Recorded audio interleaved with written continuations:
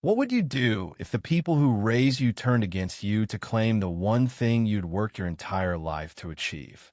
Lila Carter stood on the porch of her new home, the keys still warm in her hand, the ink on the deed barely dry.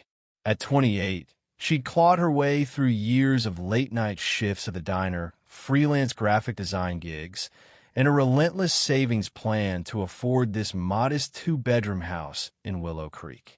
It wasn't Mucha faded blue exterior, a creaky porch swing, and a small backyard with a single oak tree, but it was hers. The first thing she'd ever truly owned. The autumn sun dipped low, casting golden light across the lawn, and for the first time in years, Lila felt like she could breathe. She'd escaped the suffocating weight of her past, or so she thought. Growing up, Lila's life had been a tightrope walk. Her parents, Diane and Robert Carter, were not cruel, but they were demanding, their love always conditional on achievement. A's on every report card, first place in every competition, and a smile to hide the exhaustion. They'd built their own real estate empire in Willow Creek, flipping houses and amassing rental properties. Their wealth a point of pride they wielded like a weapon. But Lila wanted something different. She wanted a life that wasn't measured in profit margins or square footage. When she told them she was saving for her own home, they'd laughed, assuming she'd eventually join their business. "You'll see sense," her mother had said, her voice sharp with dismissal. The trouble began a month after Lila moved in. She was still unpacking boxes, arranging her mismatched furniture, when a letter arrived from a law firm. Her heart sank as she read the words. Her parents were suing her, claiming the house rightfully belonged to them. They argued that the property had been part of their portfolio, sold to Lila's lender in a deal they now contested as fraudulent. The accusation stung worse than the lawsuit itself. They weren't just after her home. They were rewriting her victory as their own. Lila sat at her kitchen table, the letter trembling in her hands. How could they do this? Her parents, who'd taught her to ride a bike, who'd cheered at her graduation, were now dragging her to court. She thought of the years she'd spent proving herself, not to them, but to herself. This house wasn't just a building. It was her declaration of independence. She wasn't going to let them take it without a fight. The weeks leading to the court date were a blur of sleepless nights and legal consultations. Lila's savings dwindled as she hired a lawyer, a soft-spoken woman named Ellen who believed in her case. "They're banking on you giving up," Ellen said, her eyes steady. "Don't." Lila clung to that advice, but doubt gnawed at her. Her parents were relentless, their wealth and connections a towering wall she wasn't sure she could scale. Then came a twist she hadn't seen coming. One evening, as Lila sorted through old documents for her case, a knock at the door startled her. Standing on her porch was Mrs. Evelyn Harper, her high school English teacher, now retired and living across town. Evelyn had always been a quiet presence in Lila's life, encouraging her creativity when her parents dismissed it as impractical.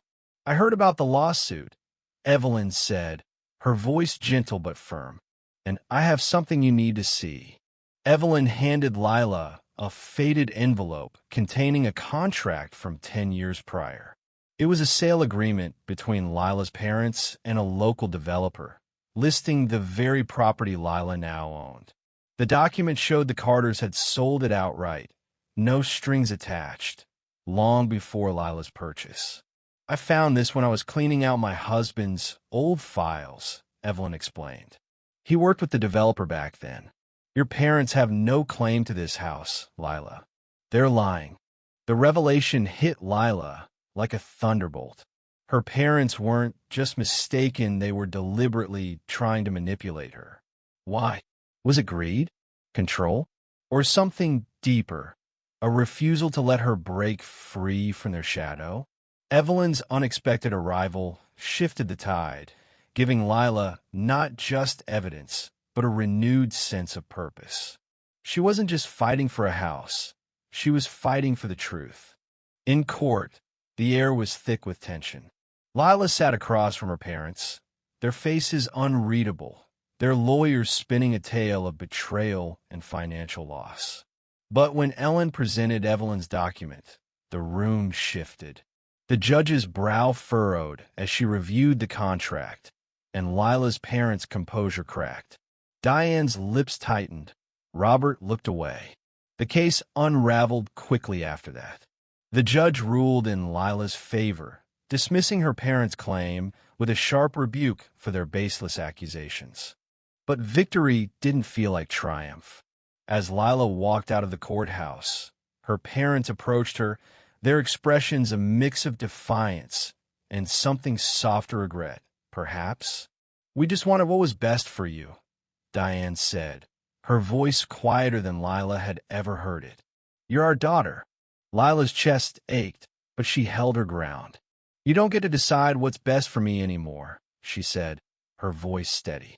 "This is my home, my life." Back at her house, Lila sat on the porch swing, the creak of the wood a comforting rhythm. The oak tree in the backyard swayed in the breeze, its leaves whispering of resilience. She thought of Evelyn, whose quiet act of kindness had changed everything, and of the community that had rallied around her, neighbors who'd brought casseroles, friends who'd sent encouraging texts.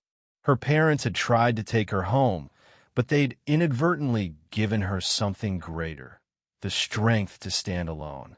Years later, Lila would look back on that autumn as the moment she truly became herself. The house, once a symbol of her independence, became something more a testament to her courage, to the unexpected allies who'd lifted her up, and to the hard-won truth that family isn't always who you're born to, but who you choose to hold close. She'd lost her parents' approval, but she'd gained a deeper sense of home, one built on her own terms, unshakable and true.